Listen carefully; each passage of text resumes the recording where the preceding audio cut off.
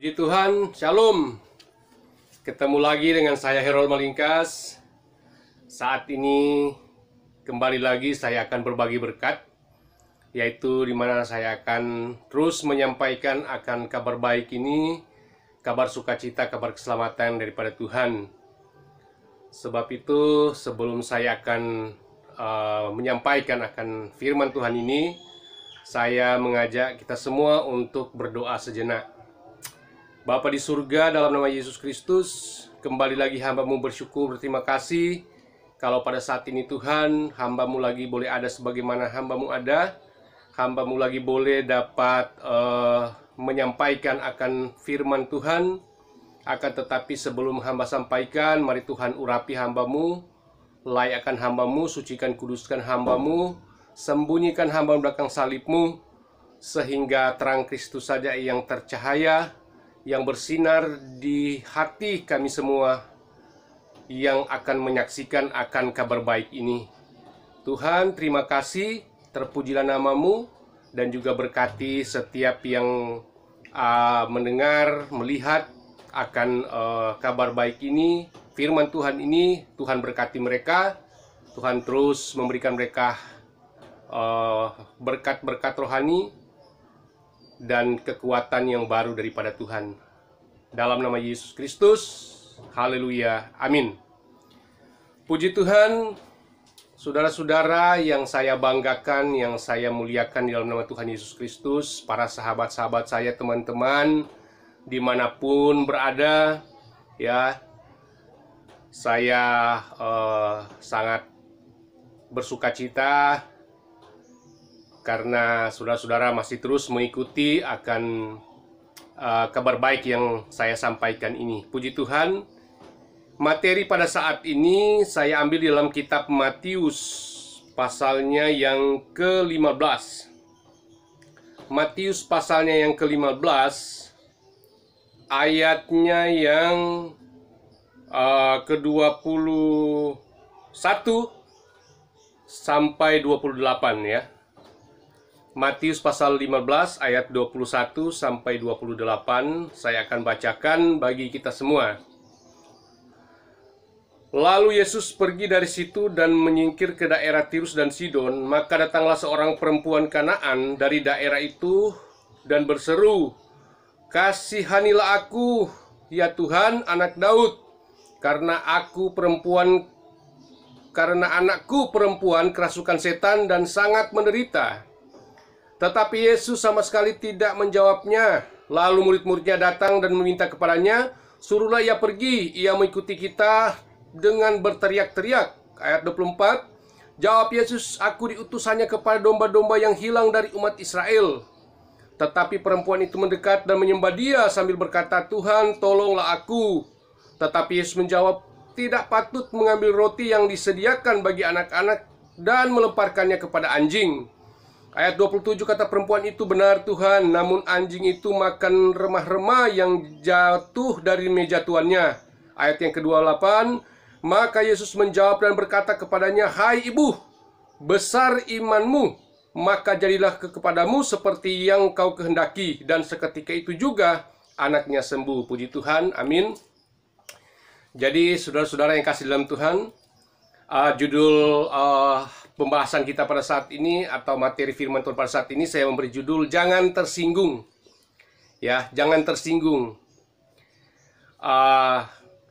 Tentu saja secara manusia ya tidak ada yang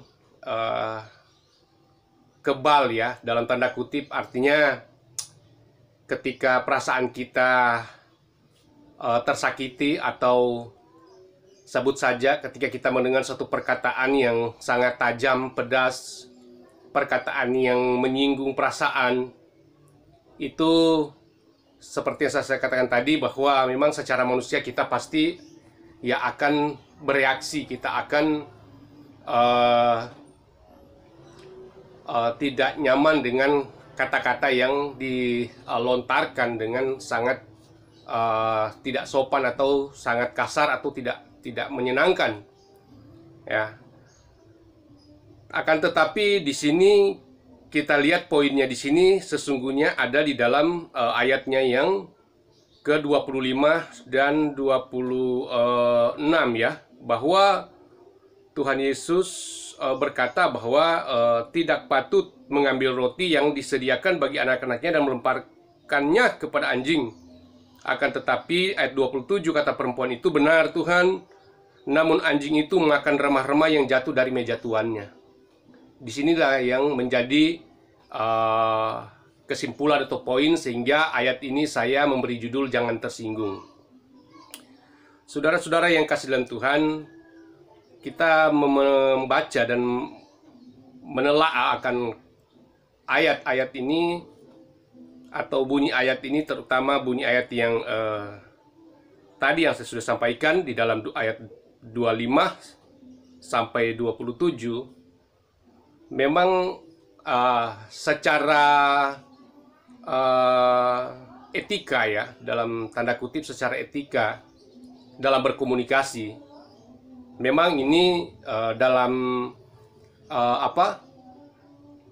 kehidupan kita orang Indonesia ya, orang Timur, memang apalagi kalau kita saat ini berada di Pulau Jawa, memang kita selalu menjunjung tinggi apa yang disebut dengan tata krama, dengan etika ya.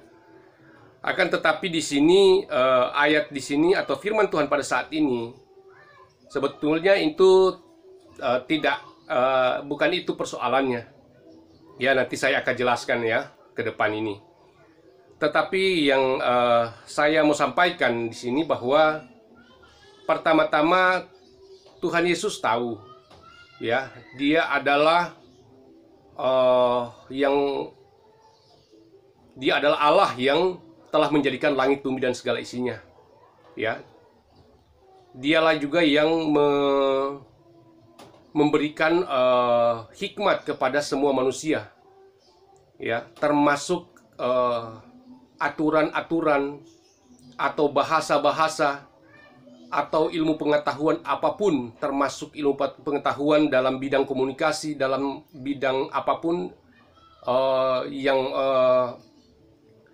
yang membahas tentang etika dalam berbicara, etika dalam berkomunikasi, itu semua dia punya. Adalah Allah lah yang menerbitkan semuanya itu, karena dia adalah pencipta langit, bumi dan segala isinya. Jadi semua yang ada di dalam dunia ini, semua itu berasal dari dia, termasuk kepintaran manusia ya, itu adalah sumbernya dari Tuhan saja, Tuhan sendiri. Jadi yang dimaksud di sini adalah bahwa Allah tahu bahwa memang apa yang disampaikan ini memang secara manusia itu bahasanya dalam tanda kutip sangat kasar. Tetapi Tuhan tahu dan Tuhan memiliki dasar semuanya itu. Bukan berarti Tuhan Yesus tidak tahu soal perkataan-perkataan yang menyenangkan atau yang baik. Tetapi ini semuanya mengandung arti. Semuanya ini ada maksud, ada tujuan. Jadi Tuhan lebih tahu, bukankah Dia Maha Kuasa? Dia sudah tahu apa yang akan terjadi pada detik kemudian, jam kemudian, hari kemudian, bulan kemudian, tahun kemudian. Ya, bahkan pun berapa ribu juta tahun akan datang, Tuhan Yesus tahu seperti apa yang akan terjadi di dalam keadaan kita. Jadi Allah adalah Maha Tahu, karena Dia memang pencipta langit dan bumi, pencipta langit, bumi dan segala isinya. Akan tetapi di sini kita akan melihat bahwa pertama-tama mengapa harus ada kalimat seperti yang ada di dalam 26 ayat 26, bahwa tidak patut mengambil roti yang disediakan bagi anak-anaknya dan melemparkannya kepada anjing. Ya. Jadi seolah-olah bahwa perempuan Kanaan ini, kalau di dalam versi Markus, itu perempuan Sirofenisia atau perempuan Yunani, ya. Tetapi di sini kita melihat bahwa yang terjadi adalah perempuan Yunani ini atau Kanaan ini justru dia memberi jawaban yang sangat bijaksana, yang tepat, dan juga mengandung iman, mengandung makna yang sangat dalam, ya. Sehingga perkataannya dia ini menggugah hati Tuhan Yesus, dan Tuhan Yesus berkata bahwa, "Hai ibu, besar imanmu, maka jadilah kepadamu seperti apa yang kau kehendaki." Jadi di sini perempuan Kanaan ini tidak tersinggung. Dia tidak tersinggung dengan perkataan bahwa roti ini hanya untuk disediakan kepada anak-anaknya, bukan kepada anjing. Nah, inilah yang menjadi jawaban dari ayat ini, dari ungkapan atau perkataan pernyataan Tuhan Yesus ini. Bahwa di sini perkataan Tuhan Yesus ini mengandung ujian, ya, mengandung ujian apakah perempuan Kanaan ini akan meresponinya dengan menjawab dengan perkataan-perkataan yang kasar pula, atau dengan kata lain dia akan tersinggung dan dia akan marah ataupun membuat sesuatu hal yang tidak baik, sehingga kedatangan dia ini menjadi batal atau dia tidak memperoleh apa-apa. Nah, inilah yang luar biasa. Makanya saya katakan tadi di judul pada saat ini bahwa jangan tersinggung. Karena ketika kita memiliki iman yang teguh, mental yang kuat, kita tidak akan pernah tersinggung ketika kita ditegur. Jadi ingat saudara, bahwa kita harus rela hati untuk pertama kita siap untuk ditegur oleh siapapun, atasan kita, pimpinan kita, saudara kita, atau siapapun yang menegur kita.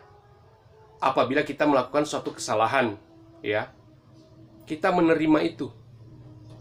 Karena dengan demikian kita pasti akan mendapatkan makna di dalamnya, ya. Seperti yang tertulis di dalam kitab Titus 1 ayat 13, bahwa Titus 1 ayatnya yang ke-13 itu luar biasa sekali kalau kita lihat bahwa disebutkan di sana. Titus pasal 1 ayatnya yang ke-13. Titus 1 ayat 13 menyatakan bahwa karena itu tegurlah mereka dengan tegas supaya mereka menjadi sehat dalam iman. Jadi kalimat atau ucapan untuk menasihati, menegur akan kesalahan atau menegur seseorang, seperti yang saya sudah sebutkan tadi, kita dapat menerimanya kalau memang itu adalah kesalahan kita, pertama, ya. Kedua, tentu saja kita harus sabar ketika kita ditegur, kita dinasehati, kita diarahkan ketika kita dibimbing. Karena memang semua itu tentu saja ada maksud di dalamnya, ya. Beda dengan kalau kita memang tidak melakukan apa-apa, kita tidak pernah membuat suatu kesalahan, terus tiba-tiba ada orang yang datang langsung main hakim, menuding, menuduh, atau hal-hal yang seolah-olah kita ini sudah melakukan suatu dosa yang besar, kesalahan yang besar. Nah, itu lain lagi. Tetapi konteksnya di sini adalah bagaimana kita menteladani akan perempuan Yunani ini atau perempuan Kanaan ini yang tidak pernah atau tidak tersinggung ketika Tuhan Yesus berkata di ayatnya yang ke-26 tadi, bahwa tidak patut, ya, roti yang disediakan oleh anaknya melemparkan atau memberikannya kepada anjing, ya. Tetapi wanita ini menjawab bahwa anjing juga kan dapat makanan yang jatuh dari meja tuannya, walaupun hanya remah-remah. Nah, ini kan kalimat yang sangat luar biasa, pernyataan yang sangat luar biasa, atau respon iman yang sangat luar biasa yang patut saya dan saudara teladani. Memang terus terang bahwa Ya, siapa yang tidak akan tersinggung ya? Siapa yang tidak akan tersakiti ketika kita ya, masakan kita manusia dibilang seperti binatang itu kan sangat tidak sopan, sangat kasar ya. Ya, tidak pantas lah. Tetapi kita lihat dulu konteksnya seperti apa. Tetapi ini yang di pembacaan kita pada saat ini memang seperti yang saya sebutkan tadi, bahwa pertama-tama memang itu karena Tuhan Yesus, dia adalah Tuhan ya, di atas segala Tuhan, raja atas segala raja. Dialah yang menciptakan langit dan segala isinya. Ya, dia memiliki hak ya, bahwa Allah memiliki hak istimewa ya. Dia memiliki kedaulatan untuk berbicara, menyampaikan firman-Nya. Akan tetapi bukan berarti tidak ada dasar alasan ya. Firman Tuhan katakan di dalam Ibrani tadi, di dalam Ibrani pasalnya yang ke-9, bahwa Allah memiliki hak ya, memiliki hak untuk dapat menyatakan bahwa benar atau salah ya. Di dalam Ibrani pasalnya yang ke-9, di dalam Roma pasalnya yang ke-9 ayatnya, kita lihat ayatnya itu. Roma pasalnya yang ke-9 disebutkan bahwa aku menaruh belas kasihan ya. Ayatnya yang ke-15, aku akan menaruh belas kasihan kepada siapa aku mau menaruh belas kasihan, dan aku akan bermurah hati kepada siapa aku mau bermurah hati. Jadi Allah memiliki hak ya untuk melakukan suatu tindakan, atau Allah berhak untuk menentukannya ya, kepada siapa dia akan bermurah hati, kepada siapa dia akan menaruh belas kasihan, kata firman Tuhan. Juga Allah punya hak juga untuk menolak, hak untuk memberi hukuman ya. Itu adalah hak Allah ya. Allah memiliki hak dan tidak boleh diganggu gugat oleh siapapun manusia. Hak Allah ini tidak boleh dianalisa, tidak perlu dipertanyakan atau dikaji, diuji dan semuanya. Tetapi dia adalah pemilik hak, dia adalah Allah yang berdaulat atas kita semua. Oleh sebab itu, pertama adalah dia adalah pemegang hak membuat Allah berbicara akan hal ini kepada perempuan Kanaan ini. Namun kedua tentu saja di dalam Amos pasal 8 ya, ayatnya yang kedua, bahwa di muka bumi ini hanyalah kamu yang aku kenal ya. Dari segala yang ada di muka bumi ini, hanyalah bangsa Israel yang Tuhan kenal. Itu di Amos pasalnya yang ke-8, Amos 3 ayat yang kedua. Dan yang ketiga tentu saja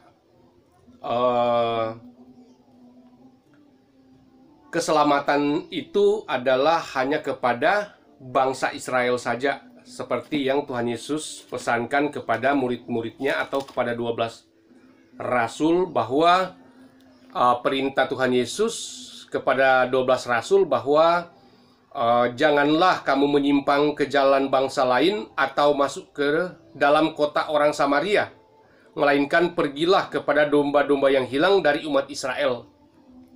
Jadi pertama, bahwa Allah berdaulat, memiliki hak. Kemudian kedua, keselamatan hanya ditujukan kepada orang Israel, seperti yang di dalam Matius pasal 10 ayatnya yang ke-5-6 ini. Kemudian di dalam Amos pasal 3 ayatnya yang kedua ya, hanya bangsa Israel yang Tuhan kenal di semua kaum bangsa di muka bumi. Dan juga yang ketiga adalah tentu saja Allah menguji akan iman kita semua, termasuk iman perempuan Kanaan ini, menguji apakah kita memiliki mental yang kuat, iman yang kuat atau tidak, apakah kita akan tersinggung atau tidak. Tetapi kenyataannya kan perempuan Kanaan ini tidak tersinggung sama sekali. Jadi memang benar-benar dia menerimanya dengan penuh percaya, sehingga dibalik percayanya dia atau imannya dia atau ketidaktersinggungannya dia tentang pernyataan Tuhan Yesus ini, maka terjadilah mujizat. Disebutkan di dalam pembacaan kita pada saat tadi, bahwa di dalam ayat pokok kita di dalam Matius pasal 15 tadi itu, bahwa dia memperoleh kesembuhan, ya, seketika itu juga anaknya sembuh di dalam ayat yang ke-28. Jadi itulah hasil dari mereka yang memiliki mental serta iman yang teguh, ya. Mereka memperoleh itu. Akan tetapi coba kalau kita tersinggung, coba kalau kita mudah menyerah, kalau kita tidak memiliki landasan iman yang kuat, ya, kita tidak mau dinasehati, coba kita tidak mau diarahkan, tidak mau dibimbing, tidak mau ditegur, maka kita tidak akan memperoleh itu. Saya akan mengulas kembali di dalam Titus pasalnya yang ke-1 ayat 13, bahwa ya, templaklah mereka dengan keras supaya iman mereka menjadi sehat. Ya, itu disebutkan dalam kitab Titus tadi. Jadi bahwa dengan teguran, nasihat yang keras, ya, itu justru akan menyehatkan iman kita. Ya, Titus tadi, ya, pasal 1 ayat yang ke-13. Bahwa itulah memang fakta yang terjadi. Tetapi kalau kita memiliki perasaan yang sensitif, ya, perasaan yang mudah tersinggung, maka memang kita tidak akan pernah menjadi kebal, ya, menjadi kebal secara iman, menjadi kebal secara mental, ya, sehingga kita mudah putus asa, ya. Kita sangat rentan dengan kehidupan keras, ya. Padahal firman Tuhan katakan bahwa, ya, berdirilah teguh, ya, berdirilah teguh dan janganlah goyah, kata Rasul Paulus. Agar supaya apa? Supaya ketika kita dihantam dengan tekanan, dengan penderitaan, dihantam dengan persoalan permasalahan, apalagi ketika kita dihina, difitnah, diolok, kita direndahkan oleh orang lain, kita tidak dianggap, kita ditolak, ya, maka akan membentuk iman yang sangat kuat. Saya menyebutnya akan terbentuk iman bajah, sehingga kita menjadi pribadi yang kokoh, yang kuat, yang tangguh.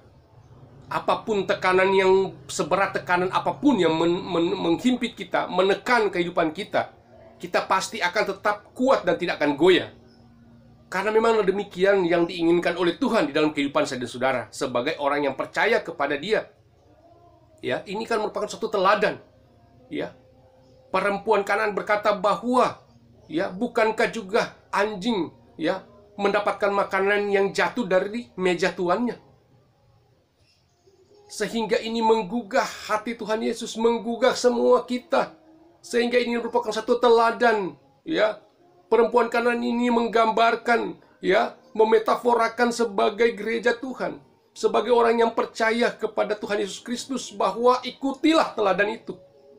Agar supaya apa? Agar supaya kita tetap terus bertahan menghadapi akan ujian permasalahan, menghadapi akan kekuatan duniawi yang setiap saat, setiap waktu terus menghantam kehidupan kita, iman kita, menekan akan kerohanian kita, menekan akan perjalanan iman kita, sehingga kita berhasil dan beruntung, ya.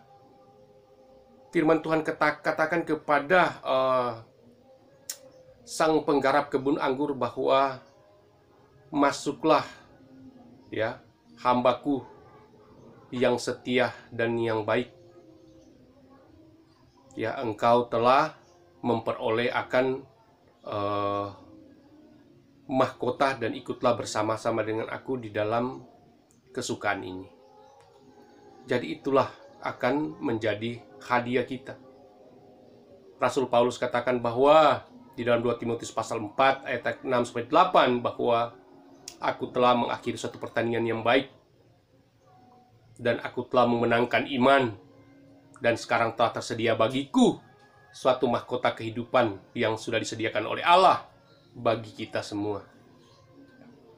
Jadi ada pahala, ada berkat, ada keselamatan kekal yang akan Tuhan berikan. Asalkan kita rela hati untuk ditegur oleh firman Tuhan, dinasehati oleh firman Tuhan, diarahkan oleh firman Tuhan, ya. Ketika kedengaran seperti keras pernyataan atau perkataan firman terhadap saya dan saudara, itu tentu saja kita harus menerimanya sebagaimana seorang perempuan Kanaan ini, seorang perempuan Yunani ini, dengan meresponinya dengan penuh bijaksana, penuh iman dan pengharapan, sehingga kita memperoleh apa yang kita minta selama ini. Kita mendapatkan apa yang selama ini kita sudah pergumulkan bertahun-tahun, akan diberikan oleh Tuhan. Ada jawaban yang akan Tuhan berikan kepada kita, karena memang Dia adalah Allah yang berdaulat, ya. Aku akan menaruh belas kasihan kepada siapa aku akan menaruh belas kasihan, dan aku akan bermurah hati kepada siapa aku mau bermurah hati. Jadi inilah fakta bahwa Allah tidak pernah meninggalkan kita, tidak akan pernah membiarkan kita. Seperti yang saya sudah sebutkan tadi, bahwa siapa yang tidak akan tersinggung ketika kita dihina, difitnah, dicaci maki, diolok, ya, secara manusia, apalagi kita dibungkus oleh kedagingan yang penuh dengan amarah, dengki, dendam, yang penuh dengan keegoisan. Akan tetapi karena kita memiliki filter, kita memiliki kebenaran yang akan terus memperbaharui akan kehidupan rohani kita, akan memberikan kita petunjuk untuk supaya kita bagaimana bisa mampu menghadapi akan pernyataan-pernyataan yang keras, yang tajam, atau nasihat, teguran-teguran yang keras, yang tujuannya untuk supaya iman kita menjadi sehat, kata Titus tadi pasal 1 ayat 13. Karena memanglah demikian. Tetapi apakah perkataan Tuhan Yesus ini tidak ada keadilan? Punya, ya. Jauh sebelum ayat ini sudah disampaikan bahwa Allah itu adil. Bahkan pun kalau kita memperhatikan, ya, di dalam firman Tuhan bahwa dikatakan di dalam Matius pasalnya yang keempat, ya, kalau tidak salah itu, bahwa banyak perempuan janda, ya. Kita baca di dalam ayatnya, ya, Matius pasal yang keempat, ya, bahwa disebutkan di sana bahwa banyak janda yang kelaparan, di tanah Israel, tetapi Tuhan hanya menolong janda yang di Sarfat, ya, itu dalam 1 Raja-Raja, ya, pasalnya yang ke-12, di mana janda di Sarfat ini, ya, ditolong oleh Elia, ya, pada saat terjadi musim panas, ya, atau panas yang berkepanjangan yang melanda akan tanah Israel, ya. Kemudian kedua, bahwa banyak orang kusta di Israel, tetapi Tuhan hanya menyembuhkan Naaman, ya, di dalam 1 Raja-Raja. Ya, siapakah Naaman ini? Naaman ini adalah panglima Raja Aram, ya, panglima kerajaan Aram. Jadi inilah keadilan Allah. Padahal sebelumnya kan di dalam Amos pasal 3 ayatnya yang ke-2 itu, bahwa hanya kamu yang aku kenal dari segala kaum dan bangsa di muka bumi. Ya, keselamatan hanya kepada Israel saja. Di dalam Matius pasal 10 tadi, ya, bahwa Tuhan Yesus katakan kepada 12 murid, jangan engkau menyimpang, ya, ke tanah orang Samaria atau ke tanah orang asing, tetapilah pergilah ke domba-dombaku Israel. Jadi artinya memang keselamatan hanya kepada Israel. Tetapi seperti yang sudah saya sebutkan tadi, bahwa ketika Tuhan Yesus berkata kepada perempuan bahwa tidak patut, ya, tidak patut roti yang disediakan oleh anak-anak dan diberikannya kepada anjing. Karena memang sejarah atau fakta yang terjadi bahwa orang di luar Yerusalem, di luar Israel itu, ya, jangankan orang Sidon, orang Yunani, orang Samaria pun, ya, tidak masuk di dalam golongan untuk diselamatkan. Kan sudah kita baca tadi kan di dalam pengutusan 12 rasul, bahwa Tuhan Yesus berpesan supaya mereka jangan pergi ke negeri orang Samaria, hanya kepada orang Yehuda, orang Yerusalem. Karena kita memang sudah tahu fakta sejarahnya bahwa di dalam 1 Raja-Raja pasal 12 kan, itu kan awal mulanya, ya, ketika kerajaan Israel terbelah setelah Salomo meninggal dan digantikan oleh anaknya Rehabeam. Dan di sana ada seorang pegawai dari raja yang bernama Yerobeam yang ditetapkan oleh Allah untuk menjadi raja 10 suku atau kerajaan Israel, ya. Kan hanya 2 suku yang tidak ikut kepada Yerobeam, yaitu Yehuda dan Benyamin, suku Benyamin. Sehingga terjadilah perpecahan, maka kubu Yerobeam dia berbasis di Samaria, ya, sementara Yehuda atau kerajaan Israel di selatan, di Yerusalem. Dan disitulah awalnya pecah, ya. Sampai pada saat Tuhan Yesus datang untuk memberitakan Injil, itu memang masih budaya itu atau persoalan itu masih berlanjut. Sehingga wajar kalau Tuhan Yesus berkata kepada perempuan Samaria, perempuan Kanaan ini, bahwa memang tidak patut diberikan roti kepada yang bukan anak-anaknya, ya. Dalam bahasa di sini anjing. Akan tetapi ya memang seperti yang saya sudah sebutkan tadi, bahwa apakah perkataan Tuhan Yesus ini tidak berdasar atau tidak adil? Adil, karena memang, ya, walaupun sudah ada ayat yang sudah menyebutkan bahwa, ya, bangsa Israel yang hanya Tuhan kenal di muka bumi dan keselamatannya kepada mereka. Akan tetapi Tuhan Yesus berkata bahwa Naaman aja yang orang kafir, ya, dalam budaya orang Yahudi, orang Israel, atau orang yang di luar Yerusalem, Yehuda, bahwa orang-orang asing seperti itu memang, ya, tidak berlayak untuk mendapatkan pemulihan atau mujizat. Tetapi itulah Allah, ya, Allah adalah Allah yang Maha Kuasa, yang menciptakan langit dan segala isinya, yang juga dia memiliki hak, punya otoritas untuk dapat memberkati, menyembuhkan, ataupun memulihkan, ya, seperti yang sudah disebutkan dalam Roma pasal 9 tadi kan, ayat ke-13. Aku akan menaruh belas kasihan kepada siapa aku mau menaruh belas kasihan, dan aku akan bermurah hati kepada siapa aku mau bermurah hati, ya. Jadi kepada Naaman ini, panglima Aram ini, Tuhan menyembuhkan penyakit kustanya. Padahal pada saat itu banyak orang kusta yang memerlukan uluran tangan, memerlukan mujizat daripada Allah, daripada Tuhan Yesus. Tetapi Tuhan hanya menyembuhkan orang Aram. Itulah keadilan Allah. Walaupun memang Tuhan tahu bahwa hanya dikhususkan keselamatan itu, termasuk kesembuhan itu, kepada orang Israel saja, ya. Dan juga banyak janda yang banyak janda yang di Israel yang kelaparan karena terjadi musim kering pada zaman itu. Tetapi disebutkan oleh firman Tuhan bahwa Tuhan hanya menyelamatkan janda yang ada di Sarfat. Itulah keadilan Allah. Jadi Allah tahu bahwa apa yang Tuhan sampaikan, apa yang Tuhan sampaikan di dalam pembahasan kita pada saat ini, itu hanya bertujuan untuk menguji akan iman perempuan ini, dan juga menguji akan setiap kita semua, ya. Karena firman Tuhan katakan bahwa aku akan semua persoalan penderitaan itu adalah merupakan ujian kepadamu. Aku akan melihat apakah engkau setia padaku atau tidak, ya. Kata Ulangan pasalnya yang ke-5 itu, bahwa Tuhan berkata kepada umat Israel, ya, bahwa perjalanan mereka selama 40 tahun itu merupakan adalah ujian.